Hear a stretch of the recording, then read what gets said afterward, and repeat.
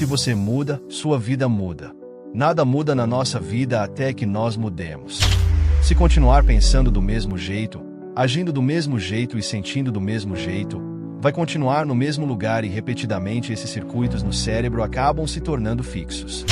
Você precisa ser capaz de se tornar tão consciente desses pensamentos inconscientes que nunca mais vai permitir que eles voltem a controlar você. Se você quer ser feliz, mas vive culpando, reclamando, sentindo pena de si mesmo ou julgando os outros, esses comportamentos não vão te fazer feliz. Na verdade, eles vão te deixar infeliz. Você precisa se tornar tão consciente desses hábitos inconscientes que não permita que eles continuem te controlando. As pessoas querem mudar, querem fazer algo diferente, mas por que é tão difícil? Então, depois de muita pesquisa, desenvolvemos uma fórmula simples para ajudar as pessoas a fazerem transformações, primeiro nelas mesmas e depois em suas vidas. Este vídeo tem o intuito de transformar a sua vida através da expansão da sua consciência. Sucesso fora da curva. Imagine se tivéssemos que fazer o podcast assim, com um braço no meio. É você, Chris? Como você descreveria o que você faz? Eu acho que nós ensinamos as pessoas a neurociência e a biologia da mudança. E o princípio é muito simples. Se você muda, sua vida muda. Nada muda na nossa vida até que nós mudemos. Então, uma das coisas que as pessoas enfrentam é a pergunta: por que é tão difícil mudar? Então, depois de muita pesquisa, desenvolvemos uma fórmula simples para ajudar as pessoas a fazerem transformações, primeiro nelas mesmas e depois em suas vidas. Nós fornecemos conhecimento e informações e usamos a ciência como a linguagem para transmitir isso.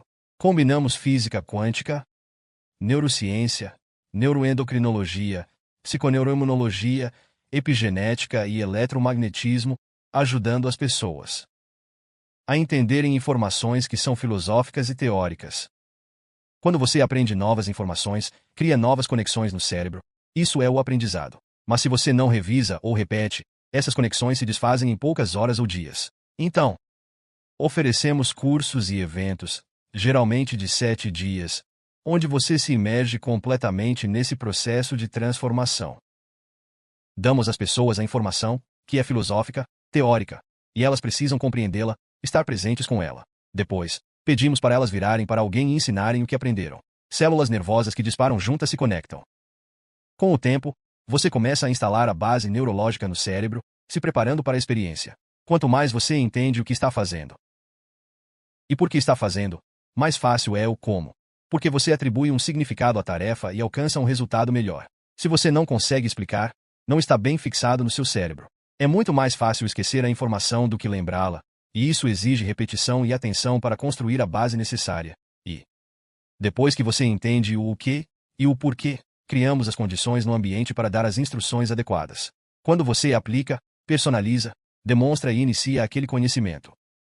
Quando suas ações se alinham às suas intenções e seus pensamentos se igualam às suas ações, sua mente e corpo começam a trabalhar juntos. Isso cria uma experiência. Uma experiência enriquece as conexões no cérebro.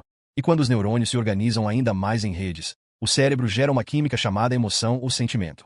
Então, quando você se sente abundante, bem-sucedido, ilimitado, completo, a experiência ensina ao corpo, quimicamente, o que a mente entendeu intelectualmente.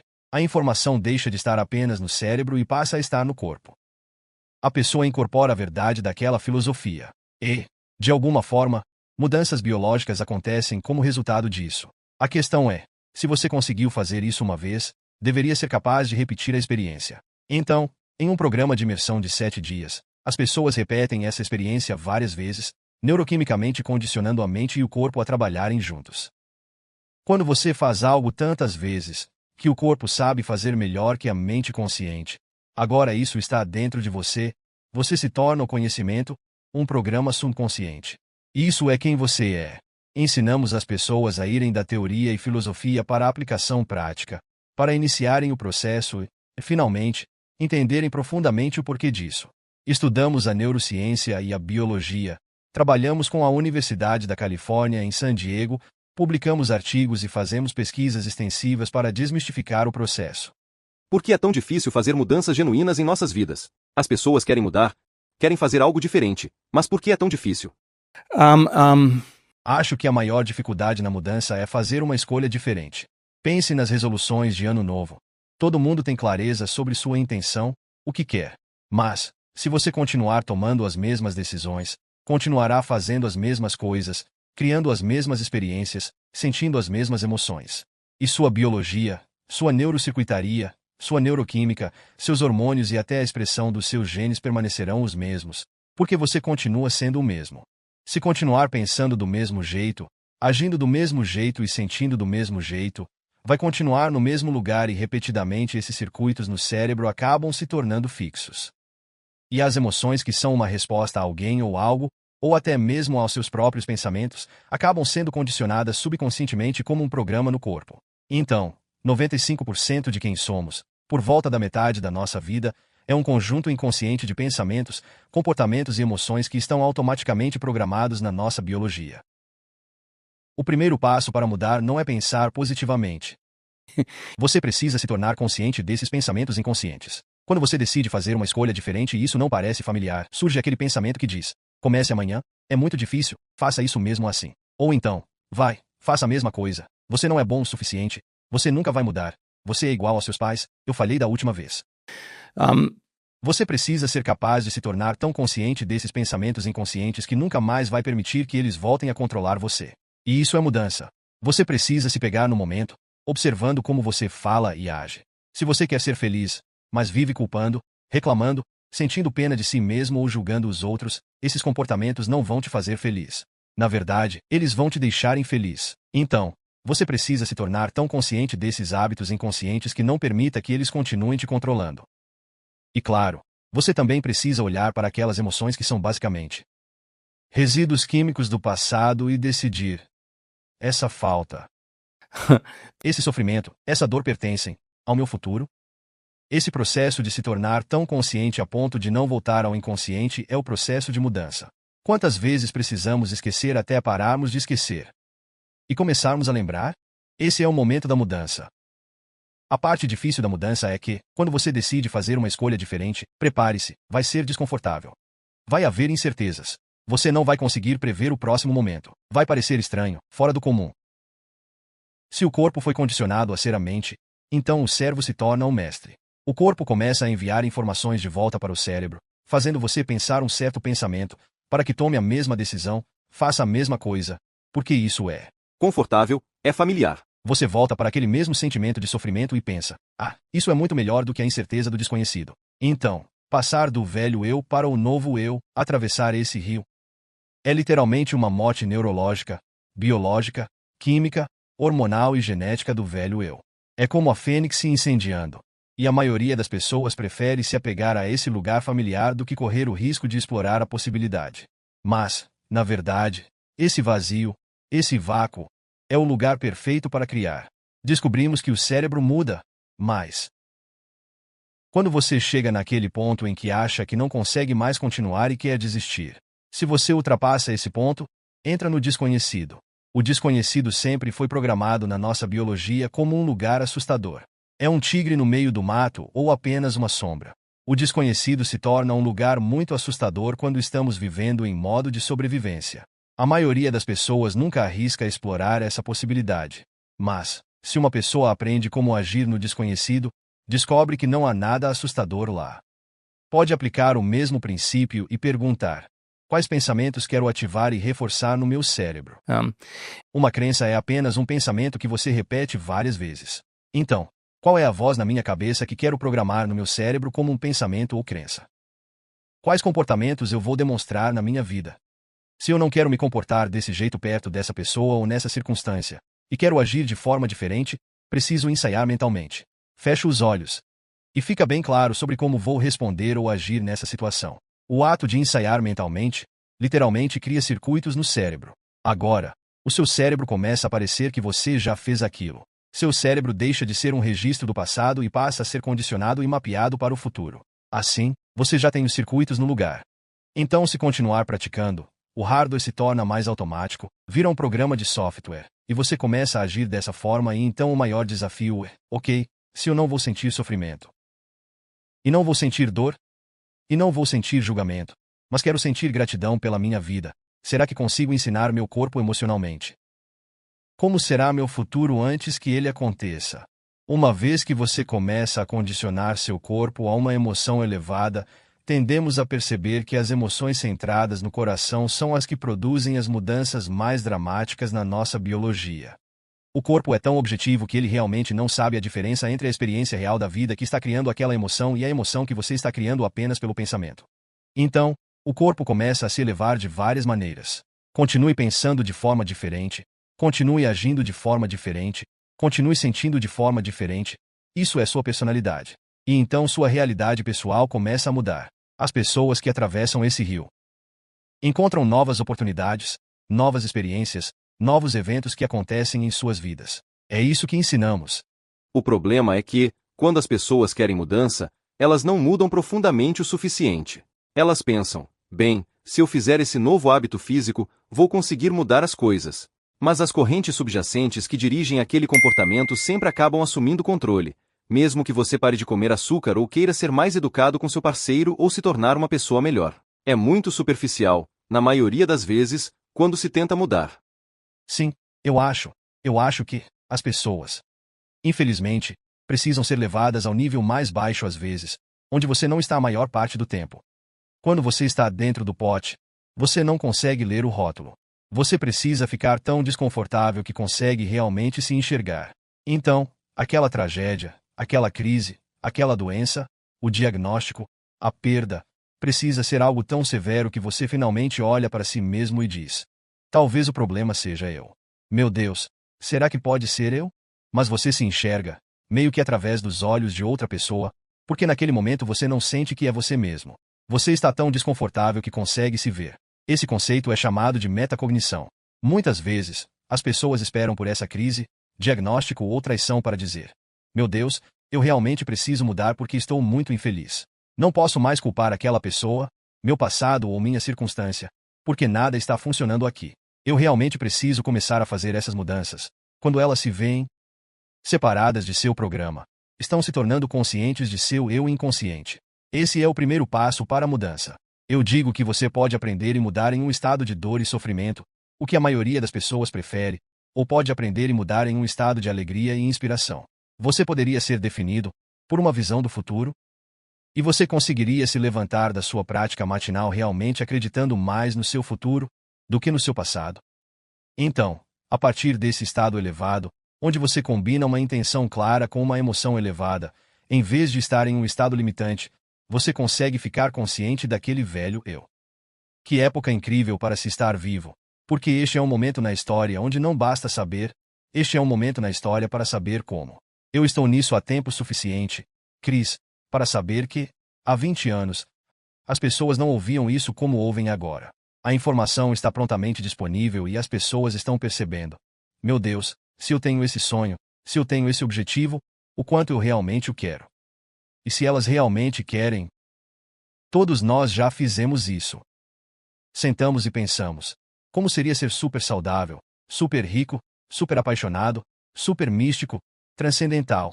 Seja o que for, você faz essa pergunta e o seu cérebro começa a ficar muito criativo. Ele começa a combinar circuitos de novas maneiras. E você começa a ter essa visão do futuro, essa possibilidade, a ponto de realmente se colocar nessa realidade futura. Ela se torna tão real que você começa a sentir a emoção como se já estivesse lá. E nesse momento, quando você sai do seu estado de repouso, quanto mais forte for a emoção que você sente ao manter essa visão, mais você se lembrará dela. Isso é criar uma memória. Então, a pessoa sai do estado de repouso e toma uma decisão.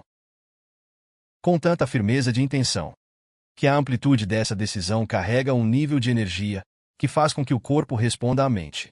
A escolha que ela faz naquele momento se torna um momento no tempo que nunca será esquecido. Ela vai dizer: eu me lembro do momento em que decidi mudar. Eu estava neste lugar, com essas pessoas, neste momento específico. Esse evento se torna uma memória de longo prazo. E, saindo desse estado de repouso, podemos dizer que ela está dando ao corpo um gostinho do futuro emocionalmente. E, de alguma forma, ela começa a incorporar o que quer que seja aquele futuro. Agora, ela começa a se mover em uma direção diferente. Ela começa a confiar mais no futuro, porque sente que está conectada a ele. Então, a pessoa que realmente está interessada em mudar, teria que voltar a esse mesmo estado novamente para produzir o mesmo efeito. Se ela disser: eu não estou afim ou eu quero ser mais gentil ou qualquer outra coisa e não há nada realmente em jogo, sabe? A intenção tem que ter significado. Você precisa ter um propósito por trás do que está fazendo. Então, as pessoas que dizem, eu quero uma vida melhor. Eu não posso ter uma vida melhor a menos que eu mude. E, quando eu mudar, minha vida vai mudar. Agora, você não está mais tão interessado no que está acontecendo lá fora. Está mais interessado no que está acontecendo dentro de você. Para passar de qualquer estado em que estamos agora para um novo estado, esse processo de transformação exige dar um passo do conhecido para o desconhecido. Como as pessoas podem ficar mais confortáveis ao entrar no desconhecido? E por que isso é um lugar tão assustador? Vou tentar explicar isso em 2 níveis. O cérebro é um registro do passado. O cérebro é um reflexo de tudo no seu ambiente que é conhecido para você. É um artefato, um repositório de tudo que você aprendeu e experimentou na vida. É como um banco de memórias. As pessoas acordam de manhã e cada pessoa, cada objeto, cada coisa, cada lugar, cada experiência que tiveram na vida está mapeado neurologicamente no cérebro. Então, elas acordam e a primeira coisa que fazem é pensar nos seus problemas. Esses problemas são memórias profundamente marcadas nos recessos da matéria cinzenta. No momento em que começam a lembrar dos problemas, começam a lembrar do passado. Elas estão pensando no passado. Cada uma dessas experiências ou problemas tem uma emoção associada. Então, no momento em que pensam no passado e começam a se sentir infelizes ou ansiosas, agora seus corpos estão no passado. Pensamentos são a linguagem do cérebro. Sentimentos são a linguagem do corpo. Pensamento e sentimento, imagem e emoção, estímulo e resposta. Você está condicionando seu corpo emocionalmente ao passado familiar. O corpo, como eu disse, é tão objetivo que não sabe a diferença entre a experiência real da vida e aquela que você está imaginando. O corpo realmente acredita que está vivendo num ambiente onde aquele problema existe no momento presente. Então isso se torna o passado familiar, e chamamos isso de o conhecido. As pessoas então se levantam e passam por uma série de comportamentos automáticos e rotineiros, estão no piloto automático, porque fazem as mesmas coisas hoje que fizeram ontem. O hábito é um conjunto redundante de pensamentos, comportamentos e emoções automáticos e inconscientes adquiridos por repetição. Agora a pessoa está em uma programação habituada, e o corpo a arrasta para o mesmo futuro previsível com base no que ela fez no passado. Em outras palavras, poderíamos pegar o ontem dela e colocá-lo no amanhã, e haveria muita previsibilidade. Se você pode prever algo, isso também é conhecido. Então, o passado familiar é o conhecido, o futuro previsível é o conhecido. Há apenas um lugar onde o desconhecido existe, o ponto ideal do generoso momento presente. Então, ensinamos as pessoas a dominarem o momento, a dominarem sua atenção. Onde você coloca sua atenção é onde você coloca sua energia. Prestar atenção é estar presente. Você sabe quando alguém está prestando atenção em você porque está presente com você. E você sabe que está presente com você porque está prestando atenção. É exatamente a mesma coisa. Você está sentado de olhos fechados e começa a pensar. Quanto tempo isso vai levar? Tenho muitas coisas para fazer. Ah, Deus, preciso pensar naquele lugar onde preciso ir, naquela pessoa que preciso encontrar. Tenho outra reunião depois disso. Agora seu cérebro está realmente voltando ao futuro previsível. Descobrimos que você não é um mau meditador, na verdade. É assim que você medita. Você se torna consciente de que ficou inconsciente no seu futuro previsível e traz sua atenção de volta ao momento presente. Isso é uma vitória. Ok, seu corpo diz, já se passou 1 hora. Normalmente, nesse horário, você começa a ficar bem crítico. No trânsito, você fica realmente irritado, e você está sentado em uma meditação, e de repente, começa a se sentir agitado, impaciente e frustrado. A maioria das pessoas pensa, isso significa que eu não consigo meditar. Na verdade, seu corpo está acostumado a ser estimulado por algo fora de si mesmo. Você acalma o corpo novamente para o momento presente e diz a ele que não é mais a mente, você é a mente. Faça isso o número de vezes suficiente e treine o corpo para estar no momento presente, para estar no desconhecido, e chegará um momento em que o corpo não será mais a mente. O servo não será mais o mestre. Você será a mente e quando isso ocorre, há uma tremenda liberação de energia que acontece no corpo. O corpo passa de partícula para onda, de matéria para energia. Ele se liberta das correntes do passado ou do futuro previsível. Descobrimos que a energia realmente se move diretamente para o coração da pessoa, e ela começa a se sentir realmente grata por estar no momento presente, em vez de estar no desconhecido e tentando prever o próximo momento. Então, é uma prática, e, se você praticar regularmente, Descobrimos que pode ficar muito bom em estar no desconhecido e superar milhares de anos de programação que dizem que o desconhecido é um lugar perigoso e assustador. Há maiores chances de sobrevivência se você fugir do desconhecido do que se abraçá-lo. Mas, ao colocar a pessoa nesse estado, ela continua relaxando no desconhecido, mais cedo ou mais tarde, percebe que nada de ruim está acontecendo ali. Ela simplesmente começa a relaxar e a se expandir. Isso desencadeia uma série de mudanças biológicas no corpo. Acho que isso pode realmente se tornar uma habilidade ou um hábito. Como as pessoas se tornam viciadas em seus próprios pensamentos? Parece que há um grau de familiaridade com o que estamos acostumados aqui, mas surge a pergunta: se esses pensamentos são negativos, se são emoções negativas, se me atormentam, me fazem sentir mal, por que eu continuaria sendo meu próprio torturador 24 horas por dia?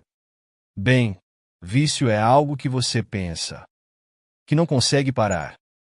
Um vício é quando você sabe que algo não é bom para você, mas ainda assim, você escolhe fazer de qualquer maneira.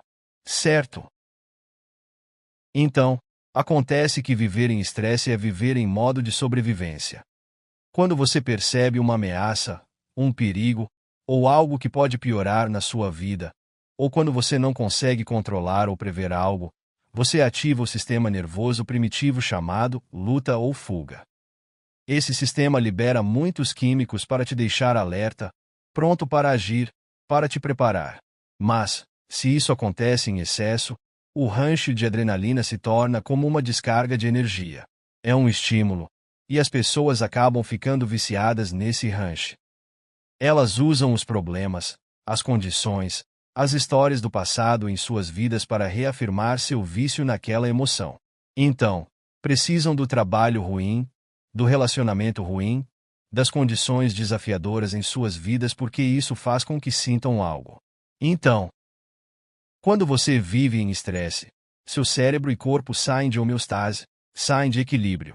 No momento em que você reage a alguém ou algo em sua vida e ativa esse sistema de excitação, que é um sistema de emergência, seu corpo fica completamente fora de equilíbrio. Ele mobiliza toda a sua energia para lidar com uma ameaça, real ou imaginada. Ok. O problema é que, para uma zebra ou um antílope, quando fogem do leão, voltam a pastar. O evento acabou e o estresse é de curto prazo. Mas, para os seres humanos, com uma exposição constante a estressores, o que antes era algo adaptativo se torna muito disfuncional. Quando você ativa a resposta ao estresse e não consegue desligá-la, isso te leva à doença porque o corpo está constantemente fora de equilíbrio. O evento já acabou, alguém te traiu, você perdeu o emprego ou foi demitido, mas você não consegue parar de pensar nisso. Toda vez que você pensa no problema, ativa a resposta ao estresse apenas pelo pensamento. Se os hormônios do estresse são viciantes e você pode ativar a resposta ao estresse apenas pelo pensamento, você pode se viciar em seus próprios pensamentos. Se você continua falando sobre esses problemas para obter aquele rush de adrenalina, seus pensamentos também podem te desequilibrar. É um fato científico que os efeitos a longo prazo dos hormônios do estresse ativam os genes que causam doenças, o que significa que seus pensamentos podem literalmente te deixar doente. Então, se seus pensamentos podem te deixar doente, a pergunta fundamental é: será que seus pensamentos também podem te curar?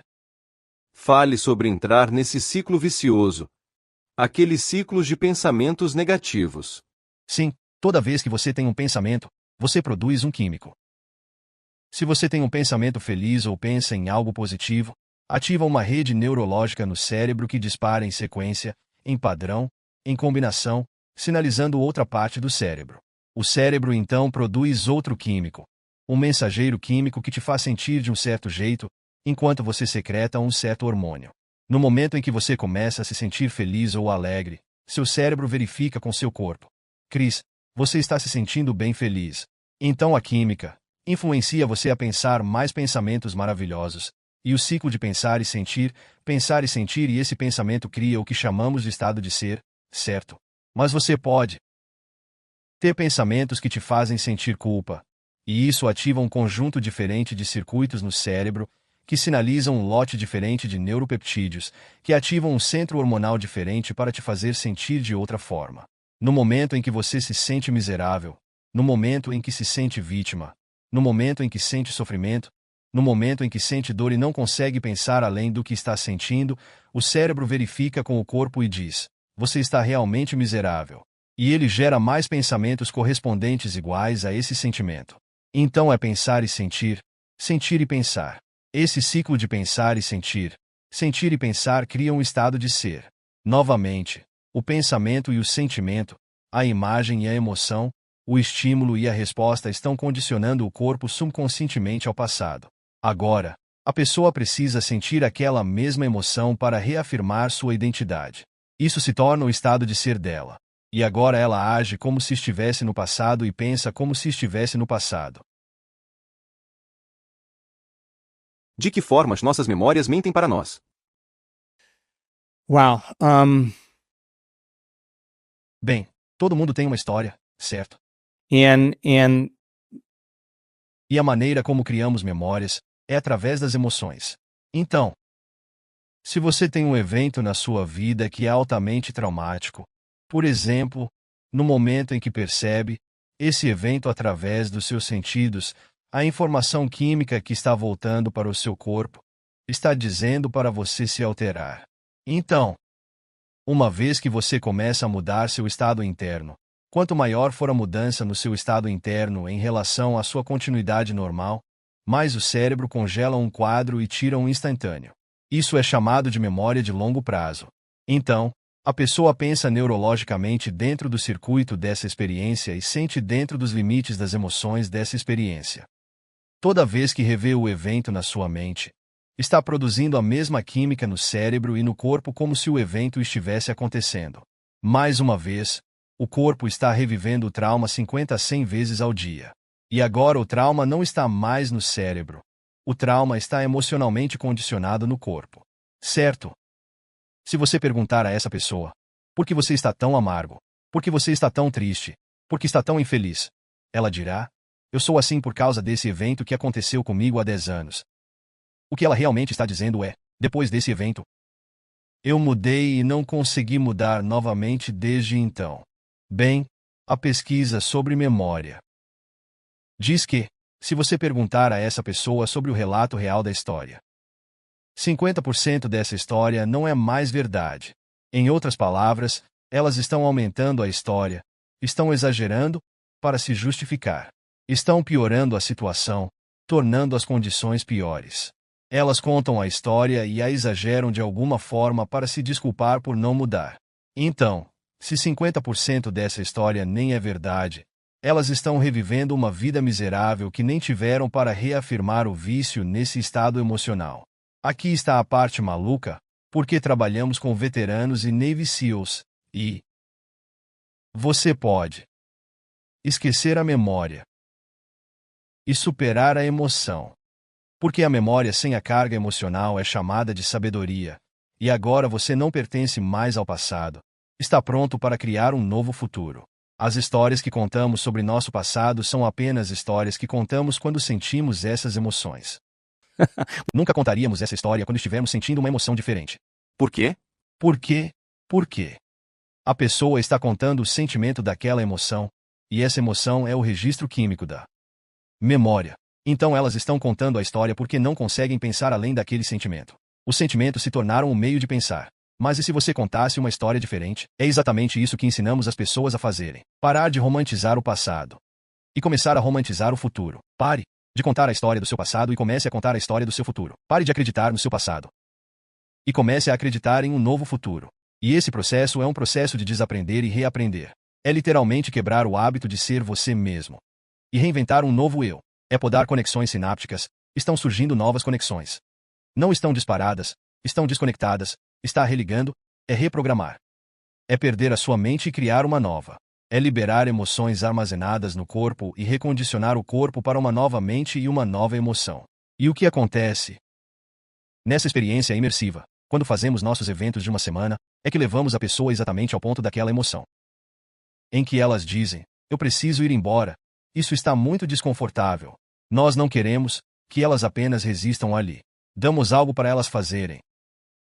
E, se praticarem aquela fórmula, and continuarem reduzindo o volume daquela emoção, mais cedo ou mais tarde o corpo se liberta. Elas estão entrando no desconhecido. Já vimos pessoas que tiveram os passados mais brutais, mais horríveis e passados mais difíceis olharem para trás e dizerem: eu nunca mudaria nada no meu passado porque isso me trouxe até este momento.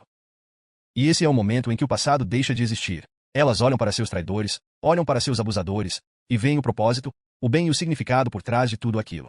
Elas entendem que aquilo teve que acontecer, caso contrário, nunca as teria trazido a este momento. E é aí que o passado deixa de existir.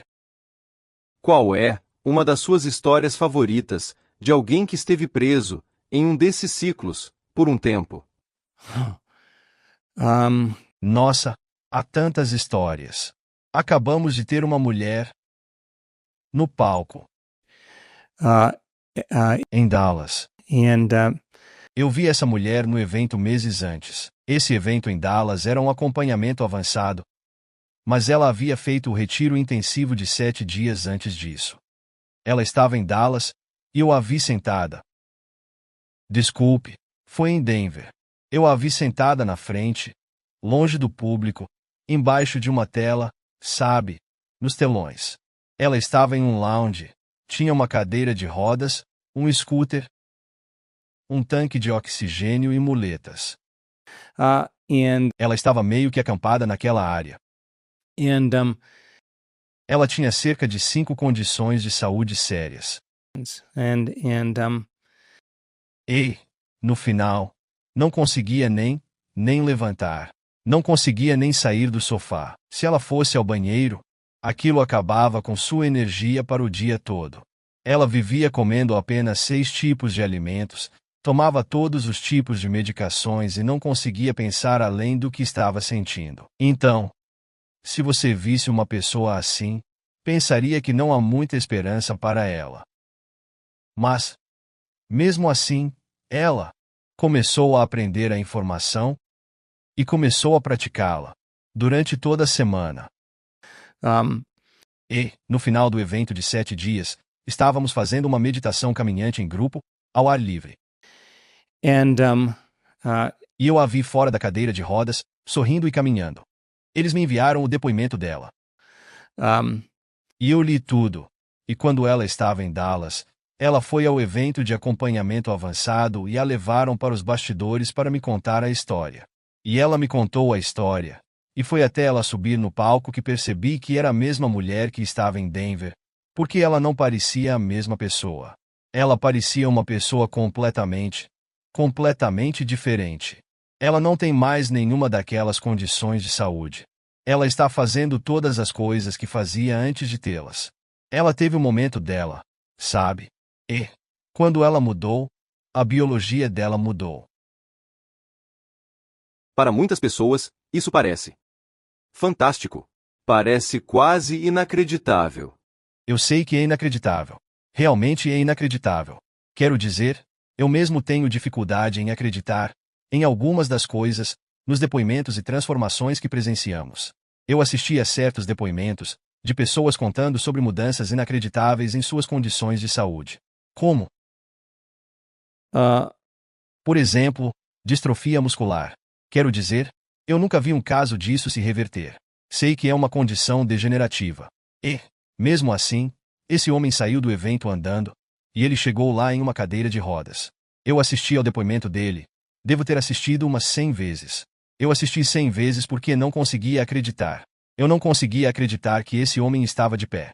Eu não conseguia parar de olhar para a alegria no rosto dele, para o entusiasmo e a empolgação que ele tinha pela vida. Era tão real e tão autêntico. Eu não conseguia acreditar. Então, é difícil acreditar nisso. Tenho dificuldade em acreditar muitas vezes. Mas não há nada como uma boa história. Porque a pessoa que está no palco contando sua história é como fazer uma milha em 4 minutos. Elas estão rompendo algum nível de consciência ou inconsciência. E elas são exemplos da verdade. São exemplos da verdade coletiva.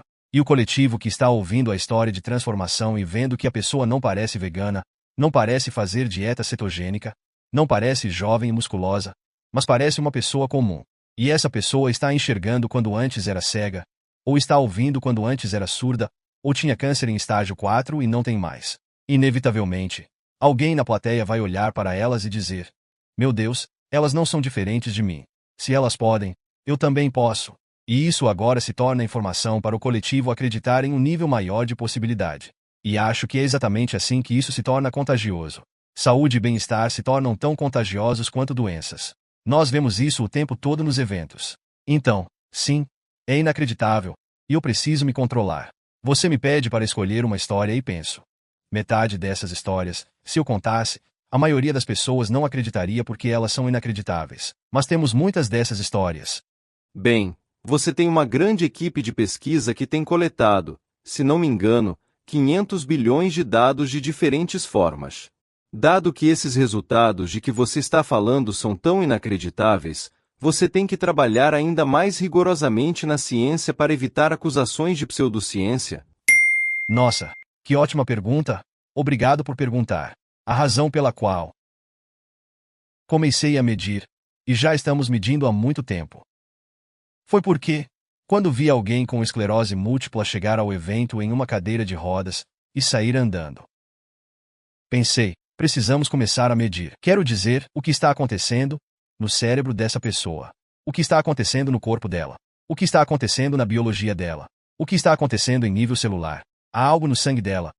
O que está acontecendo com o sistema imunológico dela. E começamos a reunir muitos dados. Quero dizer, temos bem mais de 500 bilhões de pontos de dados, isso geralmente só em 1 ou 2 estudos. Então, quando começamos a fazer parceria com a Universidade da Califórnia em San Diego, simplesmente disse aos cientistas: Okay. mesmos pensamentos, mesmas escolhas, mesmos comportamentos, mesmas experiências, mesmas emoções, isso é o conhecido, mesma biologia.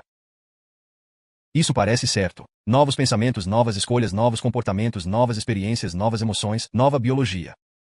Possivelmente, isso é uma boa hipótese. Vocês querem medir?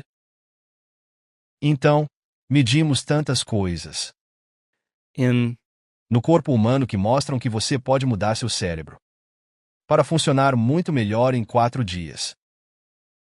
Pode liberar milhares de metabólitos, milhares e milhares de metabólitos, em 7 dias que promovem crescimento e reparo no seu corpo. Encontramos informações no sangue de meditadores avançados que mostram resistência a vírus, todos os tipos de vírus, até mesmo aqueles com espículas. De alguma forma, a informação no sangue de meditadores avançados diminui a função mitocondrial em células cancerígenas, que é a energia da célula, não um pouco, mas 70%, o que é dramático. E células cancerígenas adoram se multiplicar e se mover. Mas, sem energia, elas não vivem tanto. Há informações no sangue de meditadores avançados que, de alguma forma, desregulam o gene do Alzheimer. Estamos encontrando quantidades robustas de opiáceos endógenos que reduzem a dor de forma geral. Medimos 63 diferentes condições de saúde. 63 diferentes doenças, todos os tipos de doenças, com uma única intervenção. A maioria dessas pessoas apresenta uma redução significativa na dor e níveis muito elevados de opiáceos endógenos no sangue, analgésicos naturais, químicos naturais que fazem você se sentir bem. Também exploramos o microbioma e vimos que você pode mudar seu microbioma em 7 dias para parecer o de uma pessoa muito mais saudável, sem tomar probióticos, sem mudar sua dieta, sem eliminar nada. De alguma forma, o microbioma muda dramaticamente para melhor. E o motivo é porque elas não são mais a mesma pessoa, são uma pessoa diferente. Passamos os últimos 4 anos trabalhando com a Universidade da Califórnia em San Diego, fazendo uma pesquisa extensa sobre o cérebro, uma pesquisa extensa sobre medições cardíacas, muitos valores sanguíneos, urina, medimos saliva, medimos leite materno, medimos lágrimas, quero dizer, medimos praticamente tudo. E esses resultados foram publicados? Sim, temos alguns artigos que já foram publicados. Temos outros artigos que estão em revisão por pares agora. Temos mais ou menos 5 artigos que estamos ocupados escrevendo. Provavelmente temos o maior banco de dados do mundo sobre meditação neste momento. Quais são as críticas mais comuns que você recebe? Wow. Eu diria que, sabe, quando você vê a ciência real, muitas pessoas que olham para os dados, seja apresentando a universidades respeitáveis, a professores, a NASA ou a quem for, acho que uma das coisas que mais chocam e surpreendem é que você nunca vê esse tipo de mudança em 7 dias. Em estudos de medicamentos, você nunca vê esse tipo de resultado. Estamos falando de milhares de genes sendo ativados para sugerir que a pessoa está vivendo em um ambiente completamente diferente, uma vida completamente diferente, e elas estão em um salão de eventos. Então, quando você vê esses efeitos mudarem assim em 7 dias, qualquer cientista com uma mente treinada vai literalmente cair da cadeira. Porque os metagenômicos ao redor disso não envolvem apenas uma ou duas pessoas, é o grupo inteiro. Então pense nisso: 500, 2.000, 2.500 pessoas diferentes, com diferentes genótipos, cada um tem sua própria sequência genética. Ok. No final de 7 dias, 77% dessas pessoas estão sinalizando os mesmos genes e produzindo as mesmas proteínas. É meio louco, mas isso significa que o bando, o rebanho, o cardume, todos estão evoluindo. Há uma consciência emergente, em que a biologia de todos está evoluindo junta. E isso é empolgante, porque descobrimos que pessoas mudam pessoas. Então, quando mostramos os dados para as pessoas, e eles veem isso, a conversa que costumávamos ter, onde precisávamos nos defender, mudou drasticamente porque esses são estudos duplo cego e triplo cego com placebo. São estudos muito rigorosos. O cientista que vê isso questiona o tempo, porque um estudo de medicamento geralmente tem uma eficácia de cerca de 25%, e normalmente leva de 3 a 6 meses para que os resultados se manifestem. Nossos dados mostram algo entre 75% e 100%. Então, o que isso demonstra é que o sistema nervoso é o maior farmacêutico do mundo, funcionando melhor do que qualquer medicamento. Quando as pessoas realmente começam a ver a ciência, isso desafia suas crenças. Eu continuo dizendo aos cientistas: não acredito que isso seja verdade, estou mais surpreso do que qualquer um, mas também digo a eles: de onde vêm esses químicos? De onde eles estão vindo? A pessoa não está tomando opiáceos, não está tomando anticancerígenos, não está tomando nada para mudar sua biologia. Isso está vindo de dentro delas. Isso tem mudado a conversa na medicina de forma significativa. Estamos apenas trabalhando para encontrar a linguagem certa.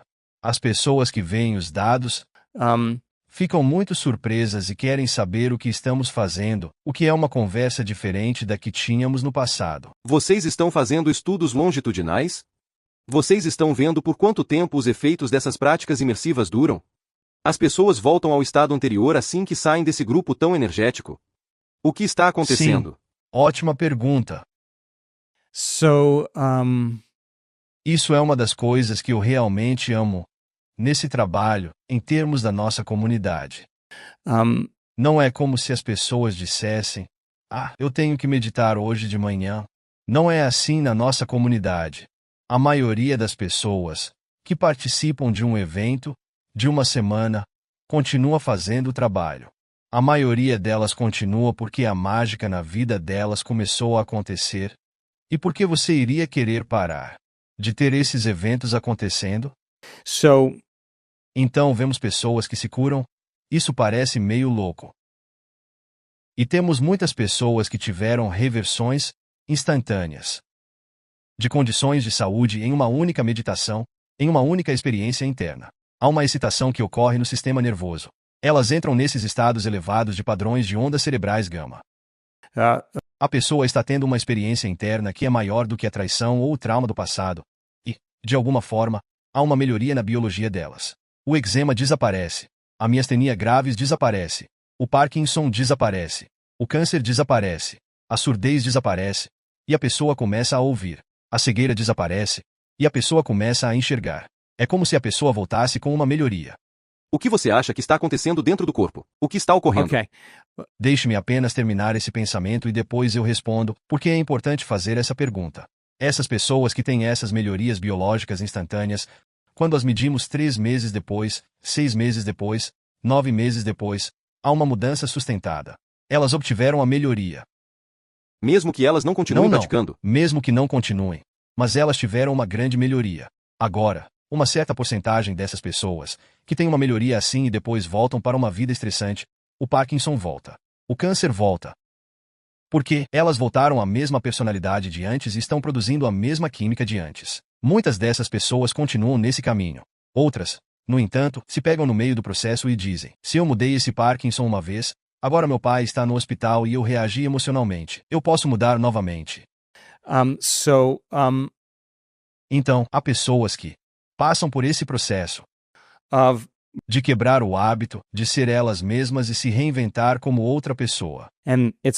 É um processo constante de mudança. Você pode ter um super respondedor Sim, rapidamente. Com uma única conexão, um único momento, como uma epifania. E essas pessoas que cruzam o rio da mudança tendem a fazer o trabalho consistentemente porque querem continuar mudando. Elas não estão fazendo as meditações para se curar, estão fazendo as meditações para mudar. E quando elas entendem que, ao mudarem, elas se curam, é o processo de mudança que interessa a elas. Então, temos uma boa porcentagem de pessoas que fazem o trabalho e, depois de terminar a experiência imersiva, sustentam essas mudanças. E temos muitas pessoas que sustentam mudanças, quer continuem ou não o trabalho. O que está acontecendo na biologia delas? Essa é uma ótima pergunta. Deixe-me ver se consigo responder isso de uma forma metódica. Seus sentidos te conectam à realidade tridimensional, certo? Então, se eu tirasse sua visão, sua audição, seu olfato, seu paladar e o tato, seu senso de interação com o corpo, você não teria nenhuma experiência da realidade tridimensional, mas ainda estaria consciente. Você estaria consciente de nada material ou físico, estaria apenas consciente de que está consciente. Consciente de nada. Nesse sentido. Quando uma pessoa está imersa na realidade tridimensional, seu neocórtex, o cérebro pensante, está muito ocupado escaneando o ambiente, associando padrões e processando uma grande quantidade de informações que chegam pelos sentidos. O que está vendo, ouvindo, cheirando, saboreando, sentindo. O trabalho do cérebro é criar significado entre seu mundo interno e seu mundo externo. Se você medisse as ondas cerebrais de uma pessoa, elas estariam predominantemente em padrões de ondas beta. Isso significa que ela está consciente, acordada e ciente de que está em um corpo, localizada no espaço e no tempo. Ela está ciente de seu ambiente, de sua noção de tempo, e é assim que navegamos na realidade tridimensional. Há neurotransmissores no cérebro que relatam isso. Se eu dissesse a você, você precisa fazer um discurso, sem anotações, e tem 45 minutos para se preparar. Seu cérebro despertaria um pouco. Seria um tipo de estresse positivo. Você precisaria performar, estar confiante, se preparar e mudar seu estado. Você pensaria: sobre o que quero falar? Preciso mudar meu estado. Você se moveria para a faixa beta intermediária. A lâmpada do cérebro ficaria um pouco mais brilhante, e você estaria um pouco mais pronto. Mas, quando você reage emocionalmente, está estressado e fora de equilíbrio, entra em um padrão de ondas beta muito elevado. Isso é 3 vezes mais alto do que o beta de baixo nível. Nesse estado, o cérebro está como se estivesse na primeira marcha em uma rodovia, consumindo toda a energia. Ele varre o ambiente, mudando a atenção de uma pessoa para outra, de um problema para outro, de um lugar para outro, tentando prever e antecipar. O cérebro começa a disparar de forma desordenada, incoerente, fora de ordem. As pessoas, nesse estado, muitas vezes precisam de um medicamento, uma bebida ou algo para tirar esse estado delas. Seus pensamentos literalmente dirigem o cérebro para estados cada vez mais altos de beta. Esse vício nos pensamentos está levando o cérebro para fora do equilíbrio. Nesse estado, você está muito focado no que está fora, obcecado com coisas. É isso que o cérebro faz, ele pensa demais, analisa demais. Agora, se você conseguir mudar suas ondas cerebrais, de beta para alfa, seu mundo interno começa a se tornar mais real do que o externo. Nesse estado, você se torna mais criativo. Seu cérebro para de falar com você em sua mente. Você para de analisar e começa a ver imagens, figuras. O alfa é um estado imaginativo e muito criativo. Você ainda está ciente do ambiente externo, mas não tanto. Então, aqui está a resposta para sua pergunta. Se você conseguir relaxar tanto que seu corpo entre em um leve estado de repouso, mas você ainda esteja consciente e acordado, você está em teta, e isso é um estado muito hipnótico. And E quando você está em um estado hipnótico, está em transe, e é muito sugestionável a informações. Sugestionabilidade é a capacidade de aceitar informações, acreditar nelas e se render a elas, o que pode programar uma pessoa para praticamente qualquer coisa, certo? Então, um hipnotizador usa isso ao fazer sugestões. A pessoa que está em teta tem a porta entre a mente consciente e a mente subconsciente completamente aberta para receber informações. okay. Se você está recebendo informações através dos seus sentidos, e está em teta, está em um estado hipnótico. Mas e se a pessoa estiver de olhos fechados? Com música preenchendo o espaço, sem comer, sem saborear, sem cheirar, sem experimentar ou sentir nada físico. E se, em vez disso, ela colocar toda a sua atenção não em coisas físicas e materiais, mas abrir sua consciência. Em vez de estreitar o foco, ampliar o foco e colocar sua atenção não no material, mas no imaterial, não na partícula, mas na onda, não na matéria, mas na energia. O átomo é 99,9999% informação e energia. Okay. Fazer a pessoa se concentrar em nada, essa é a parte engraçada, e ampliar seu foco. Se ela puder reduzir a atividade do neocórtex ao nível teta, ela não terá nenhuma experiência do corpo, nenhuma experiência do ambiente e nenhuma experiência do tempo. Ela estará em teta, ainda sugestionável a informações, mas não consciente do ambiente externo. Ainda assim, continua sugestionável. Nesse caso, só há mais um lugar de onde as informações podem vir: frequência. Todas as frequências, ondas de rádio, Wi-Fi, raio-x, carregam informações. Quando a pessoa abre sua consciência para a função onda, para energia e informação, e presta mais atenção a isso e menos a si mesma, ela se conecta mais com isso e menos com a realidade tridimensional. Se houver coerência no cérebro, de repente, a pessoa tem um momento de conexão. E o cérebro entra em um estado de ondas gama. O estado gama é uma excitação, uma superconsciência. But Mas não é uma excitação que vem do medo, da agressão, da raiva ou da dor. É uma excitação de êxtase. A pessoa está fazendo uma conexão. Quando medimos a quantidade de gama no cérebro da pessoa, cerca de 2%, 2 a 3% da população. Em qualquer coisa que medimos está, no máximo, 3 desvios padrão fora do normal. Essas pessoas estão 200, 300, 400, 500 desvios padrão fora do normal, e 3 já seria incrível. Isso é feito em uma ressonância Não, magnética funcional? Isso é feito com EEG quantitativo. E vemos o mesmo padrão. O sistema límbico, a sede do sistema nervoso autônomo, está funcionando de forma extremamente coerente, altamente organizada, com uma frequência muito alta de ondas gama. Lembre-se de que o estresse é uma desregulação autonômica, certo? Uma desregulação no sistema nervoso autônomo que o tira do equilíbrio. Esses altos estados de gama são uma regulação autonômica. O sistema nervoso autônomo controla e coordena todos os sistemas do corpo.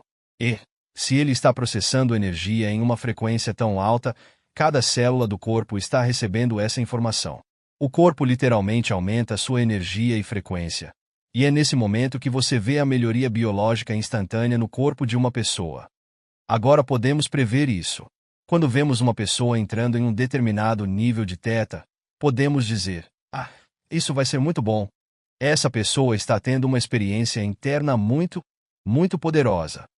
Qual é a sensação vivida por alguém durante esse processo? Qual é a experiência subjetiva incorporada ao passar por isso? Nós temos um cientista que estuda a linguagem da transformação na Universidade de Oklahoma Central. Um cara incrível. Ele tem estudado a linguagem da transformação e os depoimentos de muitas pessoas que tiveram esses momentos. and A experiência subjetiva é dupla. um, É muito um, somática. Quando digo somática, quero dizer que elas dizem algo como: parecia que cada célula do meu corpo estava vibrando em uma frequência mais alta. Ou, meu coração parecia que ia explodir de tão cheio. Ou ainda, eu senti como se estivesse cheio de luz. Elas dão algo muito somático, como: meu Deus, eu senti isso no meu corpo. and then E então, também é muito emocional. Essa é a outra parte.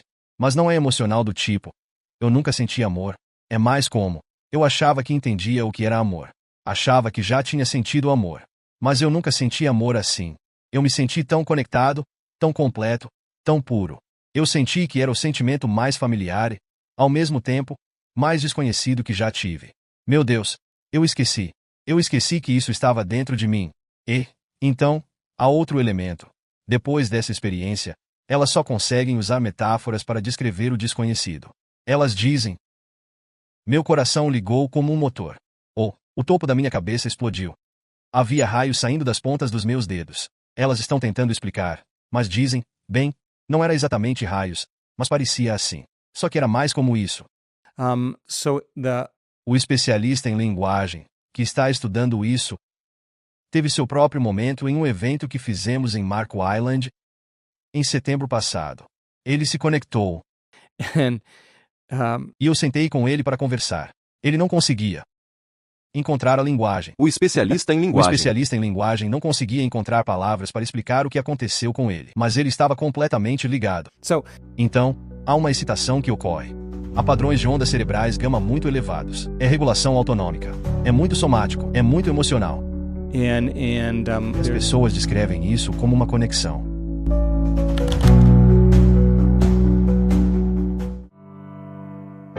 Se você gostou desse vídeo, deixe o seu like. Se inscreva em nosso canal para seguir acompanhando conteúdos como esse. Não esqueça de clicar no sininho para ser avisado cada vez que postarmos um novo vídeo. Sucesso fora da curva!